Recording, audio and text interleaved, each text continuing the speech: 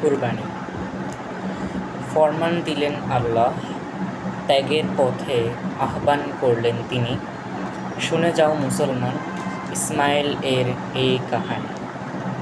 স্বপ্নীলতা এলো এক আল্লাহর খলিলের দুয়ারে, আহ্বান করলেন তিনি ত্যাগ করতে প্রিয় বস্তুকে। দেখে বুঝিলেন ইব্রাহিম, এ হলো এক ত্যাগের আহ্বান। আল্লাহর ফরমানে তাকে করতে হবে কুরবান। ইসমাইলের নিকট এসে বললেন ইব্রাহিম, বলতে চাই একটি কথা তোমাকে ইসমাইল।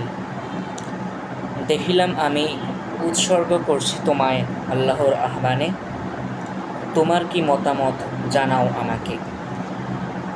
শুনলেন এ কথা ইসমাইল যখন, প্রভুর আদেশ আনুগত্য করলেন তখন।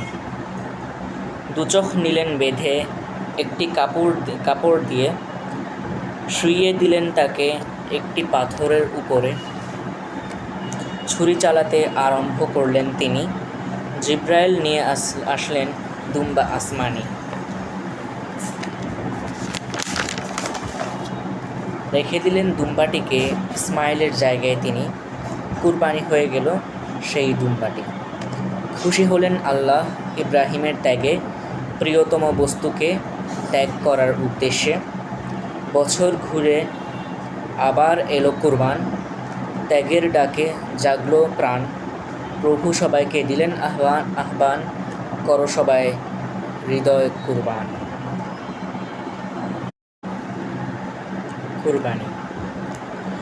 ফরমান দিলেন আল্লাহ, ত্যাগের পথে আহ্বান করলেন তিনি। শুনে যাও মুসলমান, ইসমাইল এর এই কাহানি। স্বপ্নীলতা এলো এক আল্লাহর খলিলের দুয়ারে, আহ্বান করলেন তিনি ত্যাগ করতে প্রিয় বস্তুকে। দেখে বুঝিলেন ইব্রাহিম, এ হলো এক ত্যাগের আহ্বান। আল্লাহর ফরমানে তাকে করতে হবে কুরবান।